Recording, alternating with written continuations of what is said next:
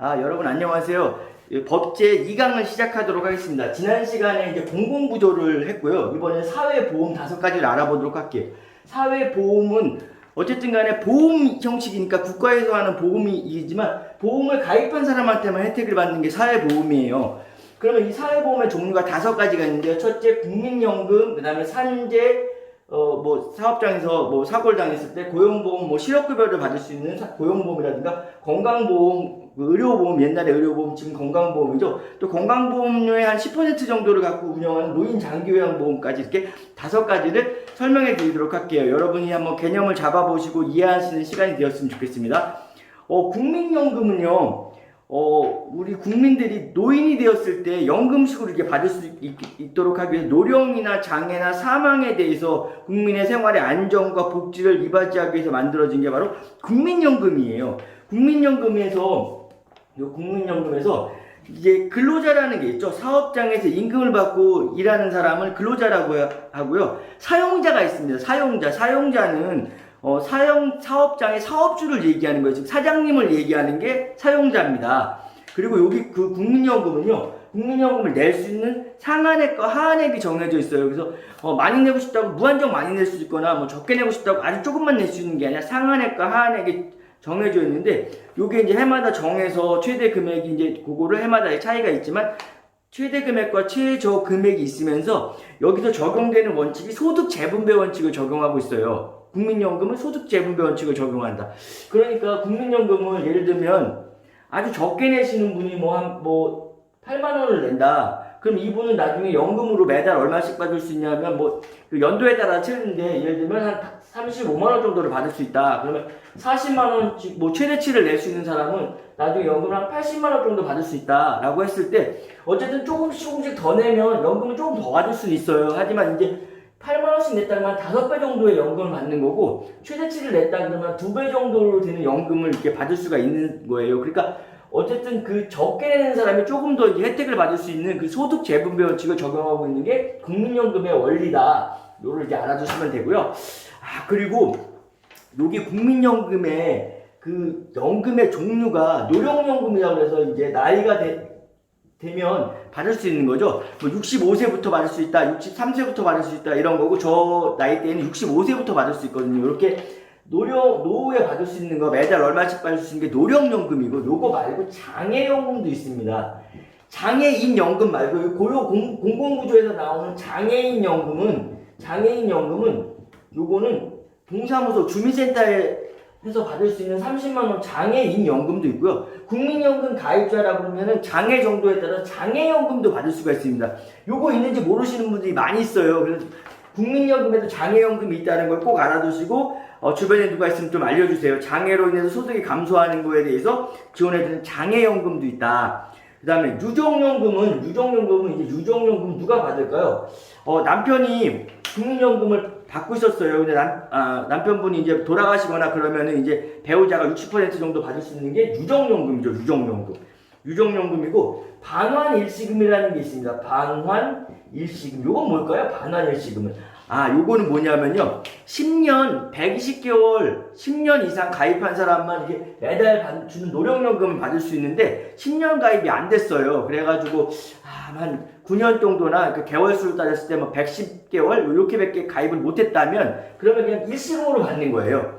일시금으로 받을 수 있는 게 반환일시금이다. 사망일시금은 유족연금 대상도 아니고 반환일시금 대상도 아니었을 경우에 그냥 사망했을 경우에 일시금으로 주는 게 사망일시금이다. 그래서 이렇게 급여의 종류가 여러 가지가 있다. 대부분 노령연금을 우리가 주로 생각하고 있는 거고, 그 외에 다른 것도 있다는 것을 잘 알아두시면 좋을 것 같아요. 그리고 가입의 종류가 있어요. 가입하는 사람의 종류가 있는데, 첫 번째 사업장 가입자는 좋죠. 그냥 사업장에 가입하고 있으면요, 사업주랑 반반씩 내는 거예요. 9%인데 사업주 4.5%, 또 근로자 4.5% 이렇게 나눠서 내는 사업장 가입자가 있고요. 저 같은 경우에 이제 개인 사업을 하고 있는데 지역가입자가 있고요. 지역 가입자는 그 뭐 상대적으로 좀 보험료를 많이 낸다 그런 것도 있죠. 그리고 이 사업장 가입자는 근로자나 이런 사람들은 이제 그 소득에 따라서 이게 내는 거지만, 이제 지역 가입자는 소득이랑 재산을 또 소득으로 환산한 것도 적용하는 게 지역 가입자죠. 그것만 있는 게 아니고 임의 가입자라는 게 있습니다. 임의 가입자, 임의 가입자는 주로 주부나 학생이나 뭐 취준생 이런 사람들이 가입하는 건데, 내가 아직 일을 안 하고 있는데, 지난번에 일을 했을 때는 요거 국민연금을 가입했는데 나 지금 일 안 하고 있는데 그냥 나 임의로 계속 가입하고 싶어.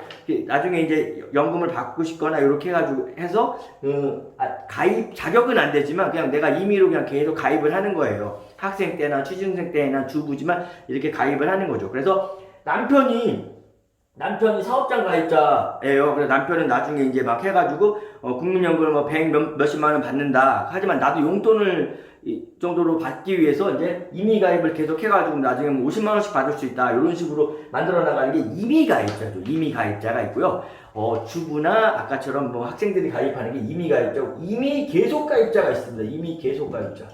임의 계속 가입자는 이제 일을 안 하게 됐거나 아니면 전에 이제 일을 해서 받았는데 60세가 넘었으면 이제 안 내도 되거든요. 60세가 넘었으면 이제 65세가 받든 뭐 63세부터 받든 더 이상 안 내도 되는데 내가 그냥 더 내는 거예요. 임의로 계속 더 가입하는 거예요. 뭐 보험료를 더 늘리기 위해서 더 가입하는 것도 있고요. 아까 10년이 안 돼서 120개월이 안 됐을 경우에는 더 뭐 9년밖에 안 됐다. 그럼 1, 2년 더 가입을 해가지고 10년을 채워서 할 수 있도록 하는 게 임의 계속 가입자다. 주로 이제 사업장 가입자나 지역 가입자가 대부분이겠죠. 이런 식으로 이제 이렇게 알아두시면 되고요. 여기서 국민연금에서 유족연금이라는 게 있잖아요. 유족연금 대 대결을 해보도록 할게요. 분할연금을 대결을 해보도록 할게요. 유족연금은 남편이나 아내가 받다가 사망을 했을 경우에 그 배우자가 받던 금액의 60%를 받는 거니까 예를 들면 100만 원을 받는다. 그러면 이제 그 배우자가 사망하면 60만 원을 받을 수 있는 게 유족연금으로 받을 수가 있어요. 근데 이 유족연금에 유족이란 말이 들어간 연금에 대해서는 원래 그 남편이 돌아가셨기 때문에 받는 거니까 재혼을 하게 되면 이 유족연금은 못 받아요. 재혼을 하게 되거나, 그러니까 남편이 돌아가셨는데 아내가 받는데 아내가 재혼을 하거나 아니면 사실혼 관계에 있다, 다른 사람하고 뭐 같이 살고 있다, 이렇게 하면은 이거는 유족연금을 받을 수가 없는 게 유족연금이죠. 어떻게 생각하면 약간 당연한 거죠. 그런 상황이고요. 분할연금은 뭐냐면 65세가 됐는데 딱 그때 이혼을 한 거예요. 이혼을 하면 그러면 연금 반씩 나눠 가져라, 이렇게 나라에서 판정을 해주거든요. 뭐 물론 결혼 기간에 따라 다르지만 뭐 오랫동안 사셨다고 쳤을 때 연금에 반반씩 나눠 가져라. 너네 반반씩 나눠 가져서 100만 원이면 50만 원 나눠 가져라. 그런데 아내도 만약에 50만 원 정도를 받는다 그러면 아내 것도 25만 원 나눠 가져라. 이렇게 분할을 해주겠죠. 이 분할연금은 이제 배우자에서 벗어난 거예요. 분할했기 때문에 끝난 거예요. 그래서 배우자가 사망하든, 전에 배우자였던 사람이 사망하든 이런 것도 관계없고, 분할연금 받는 사람은 재혼을 해도 분할연금을 계속 받을 수가 있는 거다. 이런 것도 한번 구글에서 알아두시면 재밌을 것 같아요. 그래서 국민연금에 대해서 좀 알아봤고요. 이제 산업재해보상보험법이 정확한 용어입니다. 산업재해보상보험법인데 우리 산재보험이라고 많이 부르죠. 우리나라 산재보험이 갖고 있는 특징이 있는데 무과실 책임주의를 적용하거든요. 무과실 책임주의. 이거 왜 적용할까요? 그러니까 사업장에서 일을 했는데 그게 잘못이 근로자가 잘못해가지고 했느냐, 뭐 아니면 누가 사업장 기계가 잘못 오작동으로 했느냐, 아니면 사업주가 제대로 안전조치를 못했느냐, 이런 거 따져가지고 누가 잘못했으면 주고 누가 잘못했으면 안 주고 그렇게 하면 문제가 생기니까, 어쨌든 간에 산재를 가입한 사람이라면 과실과 관계없이 다치거나 사망한 사람에게 산재보험을 지급해라는, 과실과 관계없이 사업주가 잘못했든 근로자가 잘못했든 공장 기계가 문제가 생겼든 아니면 원인을 모르든 간에 관계없이 과실과 관계없이 주는 게 우리나라 산재보험의 특징이다. 또 평균 임금을 기초로 해서 정률 보상 방식, 일정한 금액을 주는 정률 보상 방식을 원칙으로 하고 있고요. 보험료를 누가 내는 거냐 하면, 산재보험만 보험료를 누가 내는 거냐 하면 사업주가 100% 내는 거예요. 사업주 사장님이 사업주가 전액 부담하게 돼 있다. 전액 부담하게 돼 있다. 다른 것들은 국민연금이라든가 고용보험, 뭐 건강보험 이런 것들은요, 사업주랑 근로자랑 반반씩 사이좋게 반반씩 내는데 이 산재는 그 사업장에서 사고가 나는 분들을 위해서 지원해 주는 거기 때문에 사업주가 전액 부담하는 게 특징이다 이렇게 말씀드릴 수가 있습니다. 산재보험도 이제 이게 뭐 알아보면 여러 가지 재미있는 게 있는데 이 산재보험에서는 이제 또 중요한 게 한 가지 있습니다. 산재보험에서 중요한 게 뭐냐면 산재보험은 업무상 사고여야지만 이제 업무상 재해여야지만 그 인정을 받을 수가 있거든요. 업무상의 사유로 근로자가 부상이나 질병이나 장애나 또는 사망을 했을 경우에 업무상의 재해였을 때만 지급을 한다. 유족은 뭐냐면 사망한 배우자의 사망한 사람의 배우자만 유족이 아니라 배우자, 자녀, 또 부모, 손자녀, 조부모 또는 형제 자매까지도 유족에 해당된다. 그래서 유족으로서 보상을 받을 수 있는 범위가 이렇게 포괄적으로 돼 있다. 치유는 부상이나 질병이 완치되어서 더 이상 치료를 할 수가 없는 상태가 다 됐는데도, 그러니까 부상이나 질병에 걸려서 이제 치료를 다 됐어요. 하지만 그래도 아직 증상이 고정돼서 남아있다, 그런 사람을 치유라고 얘기를 하는 겁니다. 그 용어에 대해서 한번 알아주시고요. 업무상 재해가 중요하다고 그랬잖아요. 업무상 재해. 업무상 재해. 그럼 업무상 재해가 아니라면, 예를 들면 직장에서 일을 하다가 너무너무 피곤했는데 직장에서 쓰러진 게 아니라 집에 가서 자다가 하면 이건 또 업무상 재해로 인정 못 받는 경우, 이런 게 있죠. 그래서 업무상 재해라는 게 너무도 중요해요, 이 산재에서는. 그래서 여기서 업무상 재해 인정 기준이 있는데 업무상 사고와 업무상 질병이라는 게 있습니다. 업무상 사고와 업무상 질병. 업무상 사고는 근로계약을 해서 업무에 따라서 그 행위를 하던 중에 발생한 사고가 업무상 사고다. 또 사업주가 제공하는 시설을 이용하거나 또는 뭐 시설의 결함이나 관리 소홀로 일어나는 거 다 업무상 사고다. 또 사업주가 주관하는 사업주의 지시에 따라서 참여하는 행사나 또는 행사를 준비하거나 발생하는 것도 다 업무상 사고다. 휴게 시간 중에 사업주의 지배하에 있는데 그때 발생한 사고도 바로 업무상 사고다. 업무상 사고여야지만 산재의 혜택을 받을 수가 있다. 업무상 사고가 아니면 받을 수가 없다. 업무상 질병은 병에 걸리는 거잖아요. 업무상 질병에 걸리는 경우에는 근로자가 거기 일하다가 그 위험한 물건을 취급하거나 또 노출되어서 발생하는 질병에 걸렸을 경우에 업무상 관련된 일을 하다가 뭐 걸린 질병, 이것도 애매해서 막 무슨 우리가 반도체 회사에서 근무했을 때 이게 업무상으로 걸린 병이냐 아니면은 뭐 그냥 너가 개인적으로 뭐 원래 아파서 그런 거냐 이런 것도 따질 때도 있습니다. 어쨌든 업무상 질병이었지만 우리는 업무상 재해를 인정받아서 산재를 받을 수가 있는 거죠. 업무상 부상이 원인으로 발생하는 질병, 또 요즘에 좀 중요한 게 직장 내에서의 괴롭힘이나 폭언이나 또는 업무상 정신적 스트레스가 원인이 되는 질병도 업무상 질병으로 보고 있다. 또 출퇴근 시 발생하는 것도 출퇴근 재해도 인정받고 있다. 업무상 재해로 인정받고 있다. 업무상 재해인지 아닌지를 판정하기 위해서 질병판정위원회라는 게 있습니다. 업무상 질병의 인정 여부를 판정하기 위해서 근로복지공단에서 소속 업무를 하는 건데, 질병판정위원회를 둬서 이게 업무상 질병인지 업무상 재해인지 판정하면서 업무로 발생한 사고였는지 업무로 발생한 질병이었는지 이걸 판정해서 산재를 주기 위해서 질병판정위원회를 두고 있다. 자, 여기 산재보험에서 이제 받을 수 있는 게 장애급여라는 게 있죠. 업무상 이제 이유로 부상이나 질병을 발생했을 경우에 받는 거고, 이건 장애연금으로도 받을 수가 있고, 또 장애 일시금으로 받을 수 있는데, 등급에 따라서 연금으로도 받을 수가 있고, 일시금으로도 받을 수도 있다. 유족연금은 여기 이제 산재에도 유족연금이죠. 아까 국민연금에도 유족연금인데, 산재도 유족연금이 있습니다. 근로자가 사망했을 경우에 유족이 또 연금으로 받을 수도 있고, 일시금으로 받을 수 있는 유족연금이 있다. 그리고 요게 산재를 시효가 있습니다. 이거는 그냥 뭐 나중에 아무 때나 신청이 되는 게 아니라 권리에 대해서 기본적으로 3년 내에 요걸 신청을 해야 되는 거고, 하지만 이 중에서 5년 내에 신청할 수 있는 경우가 있어요. 장애나 유적이나 장애나 진폐 같은 경우에는 5년 동안 내 신청하면은 우리가 요거를 판정해서 혜택을 받을 수가 있다. 5년이 지나면은 신청을 해서 받을 수가 없는 거예요. 그래서 요것도 우리가 잘 알고 있어야 되고요. 산재보험까지 했고요. 여기까지 했습니다. 이제 고용보험.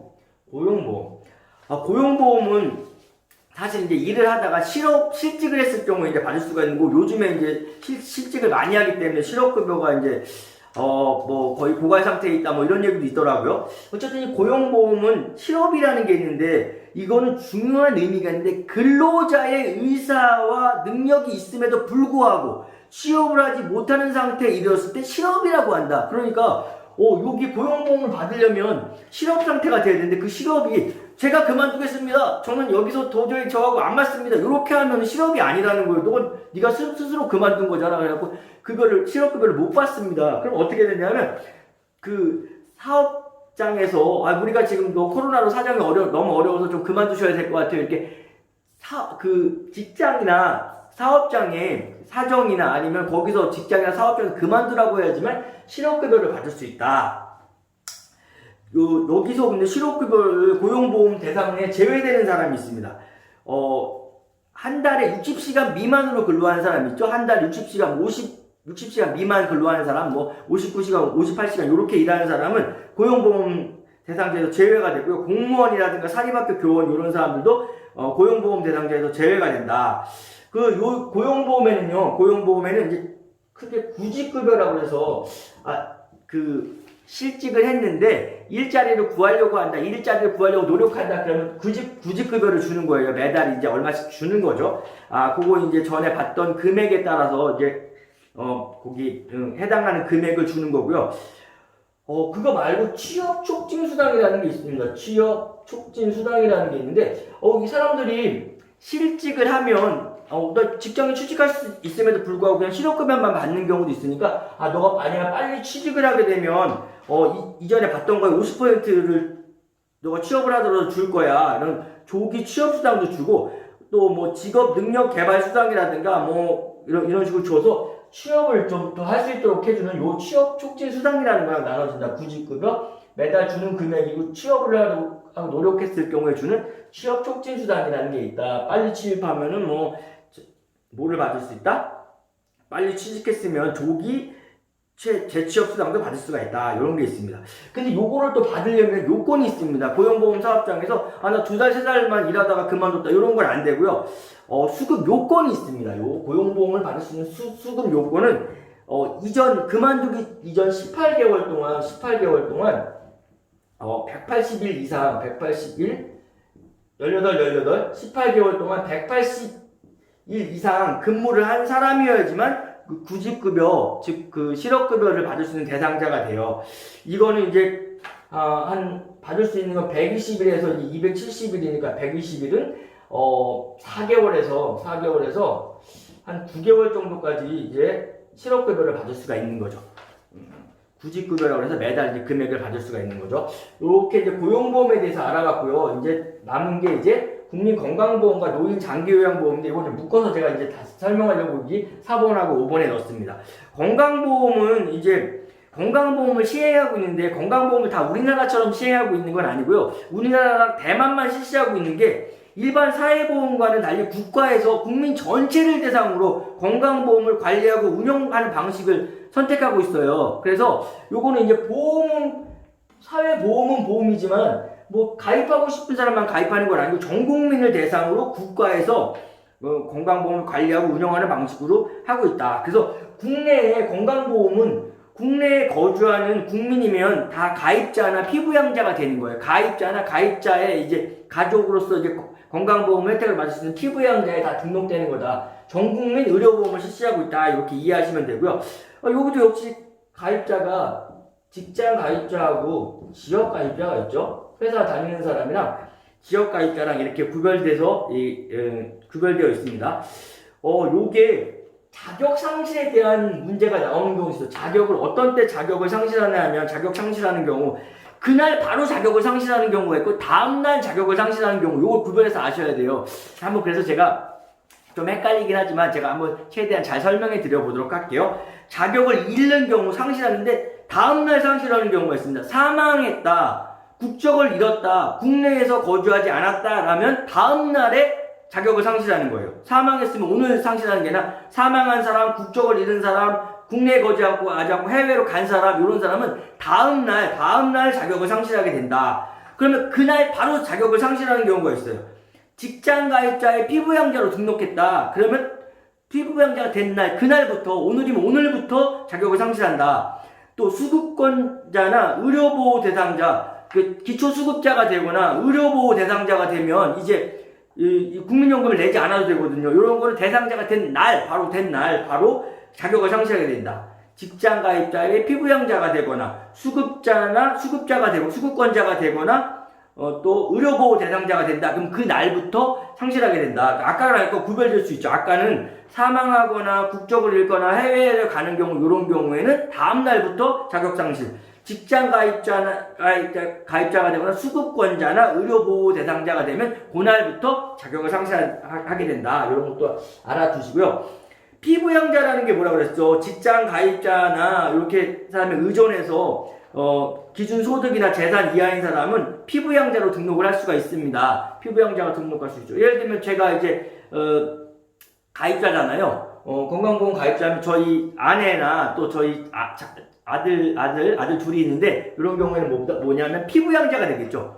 저는 이제 지역가입자인데 지역가입자 이제 피부양자로 등록이 되는 거죠. 그런데 이 기준을 피부양자로 이렇게 해서 뭐 부모님도 피부양자로 등록하고 이렇게 피부양자 등록 요건에 맞는 사람을 등록을 했거든요. 근데 2022년 7월부터 이 피부양자 요건을 대폭적으로 강화해서 이제 재산이 좀 있거나 아니면 연소득 3,400만 원에서 2천만 원으로 내렸습니다. 2천만 원 이상이 되면 피부양자로 등록을 못하고 다시 별도의 자기가 지역가입자가 돼야 됩니다. 근데 국민건강보험이 이게 보험료가 만만치 않거든요. 그래가지고 되게 많이 부담되고 이렇게 해가지고 요것 때문에 걱정하시는 분도 있습니다.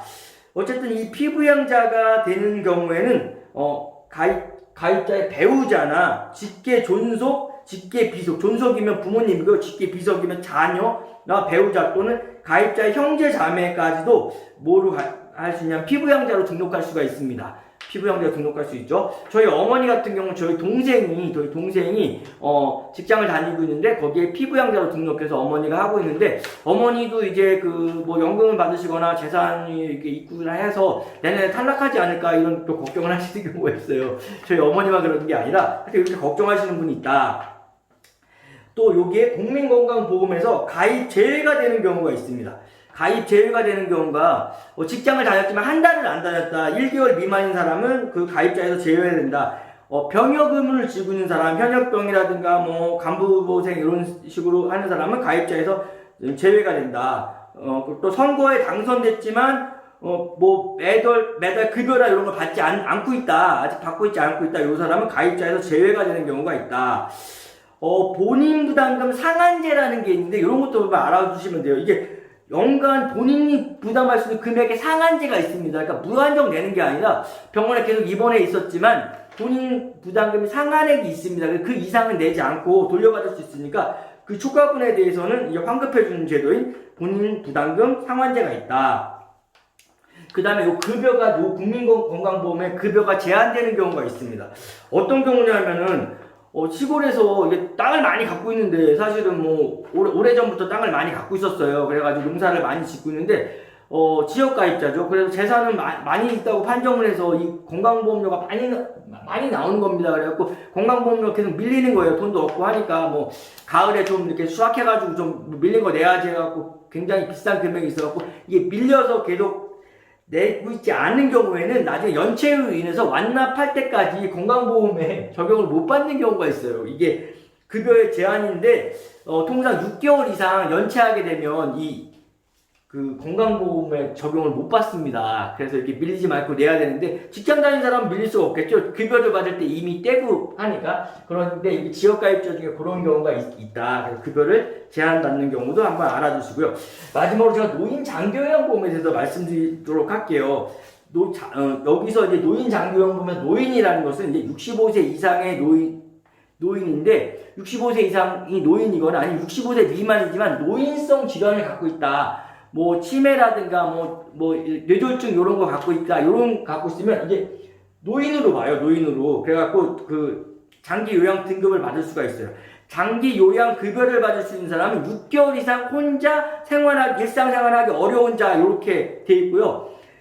그 등급은, 요 장기 요양 등급은 1등급에서 5등급이 있고, 인지 지원 등급이라고 해서 요 밑에 인지 지원 등급이 있어요. 근데 1등급, 2등급 요거 나누는 기준은 점수에 의해서, 인정 점수에 의해서 체크해갖고 하는 거예요. 그래서 장기 요양 등급을 받고 싶다. 그러면 건강보험공단에 신청을 합니다. 장기 요양 이걸 하고 싶습니다라고 신청을 해요. 그러면 거기 건강보험공단에서 나와서 확인을 합니다. 확인을 하고 병원에 가가지고 이제 진단서를 첨부를 해서 제출하게 되면 등급판정위원회가 열립니다. 등급판정위원회가 건강보험공단에서 열리는데, 여기서는 이제 나와서 본 거, 여기 상황을 보고 확인을 해보고 점수 체크한 거랑 병원에서 낸 그 진단서랑 해가지고 이제 등급판정위원회가 열리는데, 요건 신청한 지 30일 내에 결과를 알려줘야 돼요. 등급이 나오든지 등급이 안 나오든지 간에 마냥 기다릴 수가 없으니까 30일 이내에 통보를 해야 된다. 그래서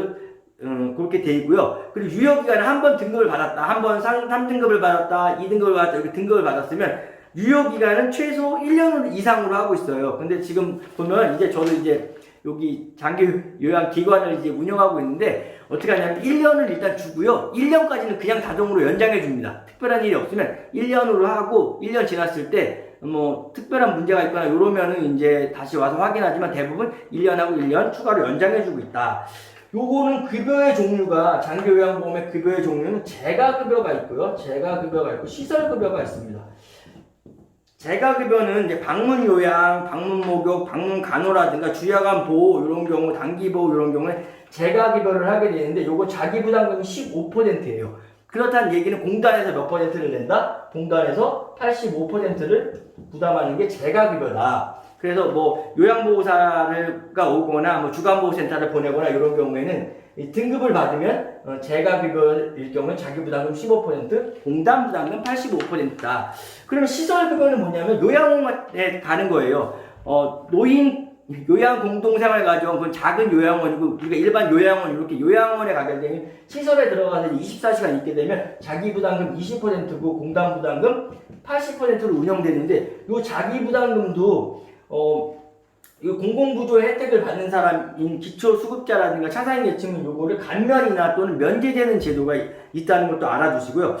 요 외에는 특별현금급여라고 해서 요거 재가급여, 시설급여 말고 특별현금급여라고 해서 가족 요양비라든가 특례 요양비라든가 요양병원 간병비를 지원해주는 그런 일부 제도가 있습니다. 하지만 대부분 재가급여나 시설급여를 이용하게 된다. 노인 장기요양보험. 제가 이제 사회보험에 대해서 설명해 드렸는데요. 어쨌든 여러분이 열심히 1급 하는 걸 응원하고요. 저는 이제 그 맥을 잡아드리고 기본을 잡아드린 설명을 이렇게 해드릴 거고, 영상도 계속 올려드릴 테니까요. 자료를 함께 올려드릴 테니까 열심히 힘내서 열심히 하시고, 덥고 코로나로 좀 힘들겠지만 열심히 힘내서 해서 다 1급 딸 때까지 많이 도와드리도록 하고 여러분을 응원하도록 하겠습니다. 감사합니다.